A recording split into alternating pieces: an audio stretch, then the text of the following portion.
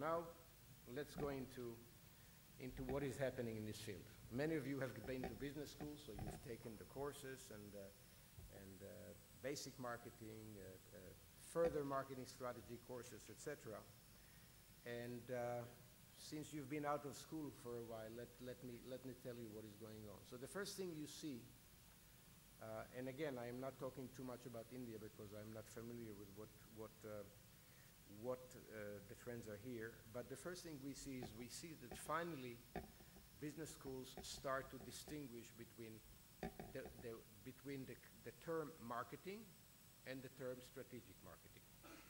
Somehow everything that is involved in sales turned into marketing. The word sales disappeared, and we started to call it marketing. And that, of course, gave us a little more dignity. And when you ask my colleagues in finance or in manufacturing, whatever, what is the marketing department doing? They always say, oh, they're dealing with sales.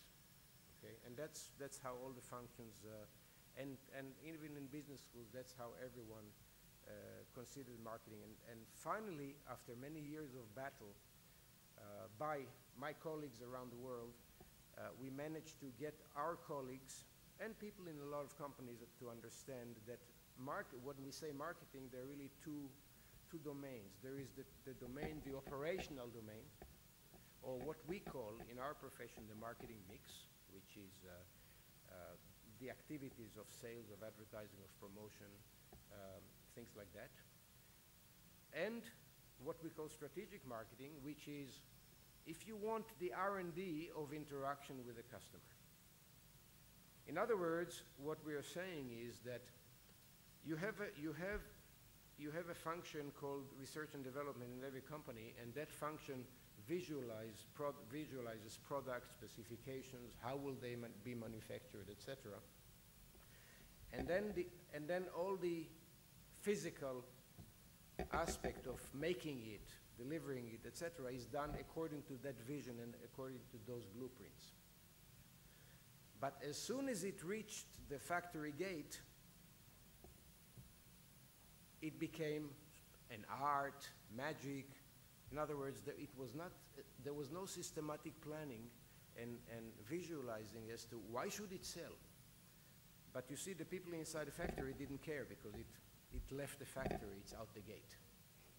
And what we are saying is somebody needs to also look at the rest of the road between the factory gate and the decision of the customer, and try to have a vision about the process, about why will they buy, how will they buy, and lay down the blueprints so that the people who do the selling, promotion, the advertising, etc., can have the guidance as to what it is that they need to do. Because otherwise, everyone is on their own, everyone has their own vision of the market, everyone is, of course, pulling their own way.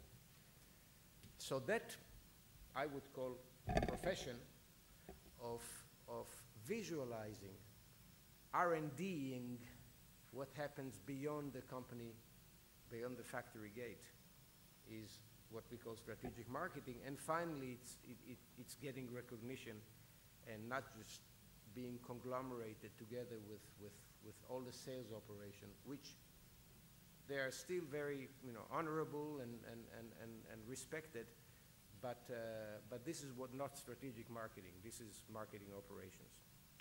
The second trend that we see in again, people developing courses, executive education, seminars, etc., is technology is coming in. CRM is becoming very, very big. CRM is allowing us to work on market segmentation in a way that nobody had even imagined, giving companies a tremendous advantage over their competitors. Social networks are also allowing companies to find new ways to communicate to the market. So all these tools that are coming in start to affect what people teach, and considerable amount of time is spent in our courses on these tools, not yet connecting very well to strategy. we may discuss it later on. But people feel that it's coming. Well, once it was coming, now it's here. So now people discuss it a lot. It is still a little frustrating when you walk out because you don't see exactly how it works. But we know it's big, and we know that one day this haze will disappear and it will be well integrated into our discussions about strategic marketing. The third thing that is becoming very important in B2B strategic marketing, teaching, and education is the importance of integrating with other functions. In other words, you cannot be effective in educating in B2B marketing without understanding financial consequences, without speaking financial language, without dealing with people in operations, supply chain, technology. You simply cannot do this. And if you don't do this, you are reduced to the operations, to what was traditionally called marketing, which was really the operations. But when you want to move to a strategic level, you have to be fluent in all the other disciplines and articulate well and have a good dialogue with them. And that is happening. Things are moving that way very clearly, and I think that we have here deans and professors and companies that use those services, and I think you should insist on that in your marketing, the marketing courses that you invest in. And the fourth trend, a very important trend, is something that has started to happen in the last, I would say, 5 years, 7 years, something like that. And this is, we start to see marketing educators appreciate that it's not only about content. It's not only about the content of the strategic plan, about the numbers. It's also about leadership, organization design, because it's people who are going to do this. So if you are a strategist in B2B marketing, you are really a change agent. You are bringing change, and you're asking people to change the way they think, to change the way they behave. So you cannot just simply put together a marketing plan with content, brilliant content, and say, now that I did my job, the general manager will worry about implementing it.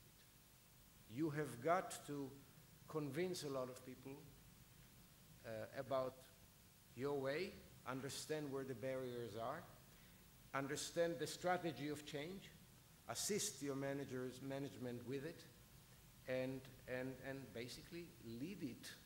Perhaps not be the official leader,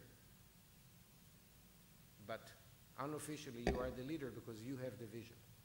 So you have to understand how organizations change and what are the processes that are important. So those are the four things that I see coming in the content of B2B marketing courses, and you can see good segments of those courses starting to emerge with professors thinking about this, companies asking for it. Today, if I have a program in INSEAD called Advanced Industrial Marketing Strategy. If I don't spend some time about organizations and people and how do I do this, all these beautiful concepts that you teach me when you have people in the organization that have to do it, I will get very bad grades or rating out of my executive students because they're very concerned with it. And the more we are convincing them about the content, the more they will ask us about the process. So that is something that is happening. Now, in terms of the process of teaching, our process of imparting education, the one very strong effect that is coming across, and this is like a tsunami across all teaching of management, is the online trend.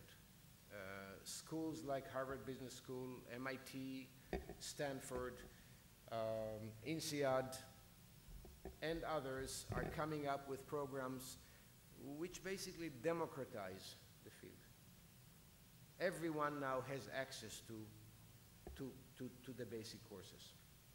And of course, when everyone has access to basic courses, that puts pressure on the others who are not working online to do an excellent job, because now the benchmark is I can sit at home, I don't have to travel, I don't need to invest, and I will have access to the same material.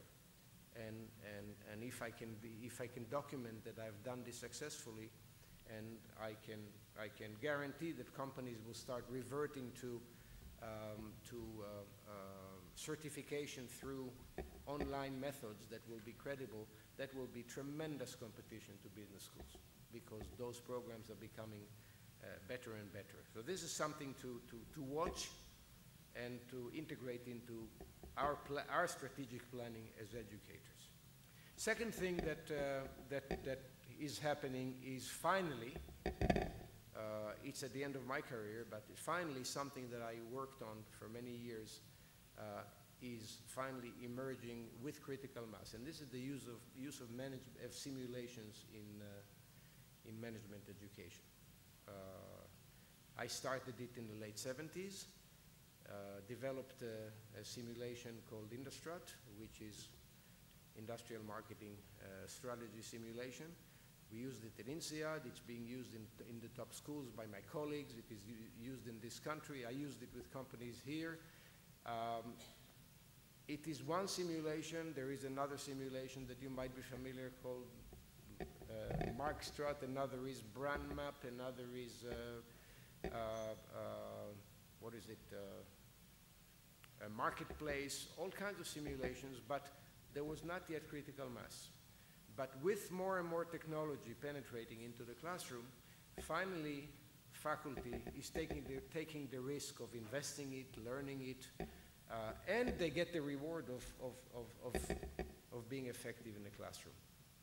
And now we have come with the momentum is starting to take place.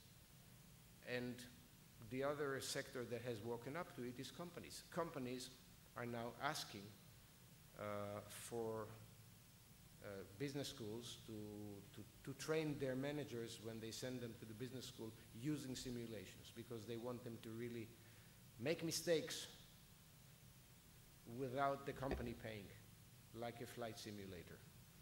I want them to crash a few times, and then they should try it on me. And a lot of companies are now waking up and demanding this. So this is becoming absolutely enormous in business school education across the board. Two things that unfortunately make me a little bit concerned. One thing is, because of the fascination with technology, the continued ease of research in B2C by faculty, because of the availability of data and the need to publish, and the fascination with social media as in general, we see less and less B2B cases written. And you cannot simulate everything. You need cases. You need to put students and managers into the shoes of companies and replicate the type of dilemmas that people had in order to give them a diversity of experiences, which a simulation doesn't do. A simulation gives you a very deep experience, but not diverse. Cases give you the diversity. And here, the stream of cases has slowed down.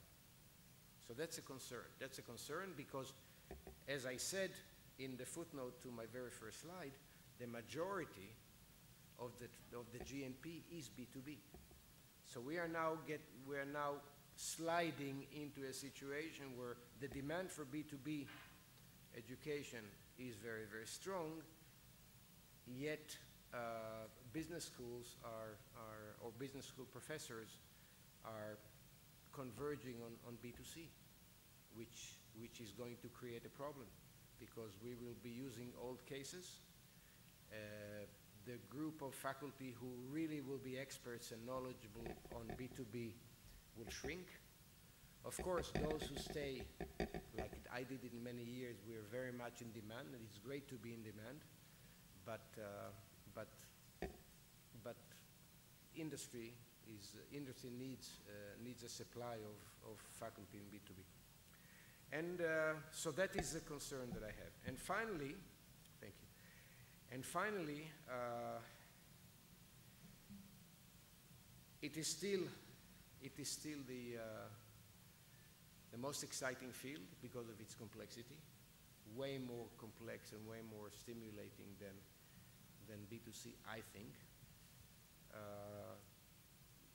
Excellent work is done there. Companies need it.